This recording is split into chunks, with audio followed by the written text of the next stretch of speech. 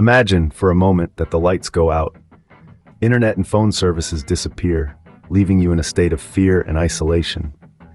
This isn't a hypothetical scenario, but a reality for many living in Gaza, a region that has been in the throes of conflict for years now. In late October of 2023, amidst heavy bombardment, Gaza experienced a communication blackout, a silence that further escalated the fear and uncertainty. This blackout wasn't just inconvenient, it was catastrophic.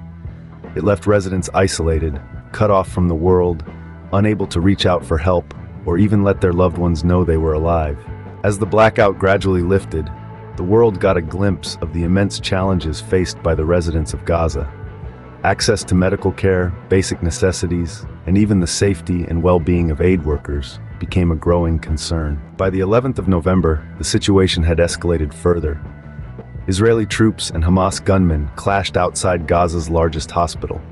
The Israeli military accused Hamas of using hospitals as command posts, an accusation that medical staff vehemently denied.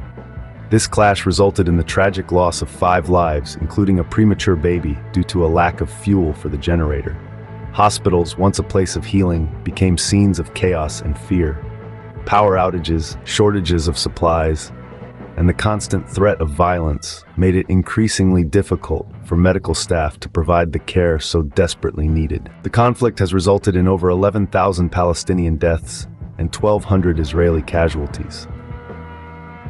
International efforts for a ceasefire have been met with mixed responses.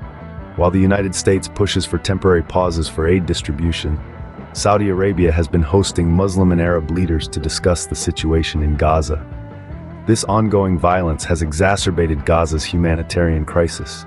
Civilians, the most vulnerable, are caught in the crossfire, their lives disrupted by a conflict they didn't choose. As we reflect on these events, it's clear that this isn't just about politics or territorial disputes.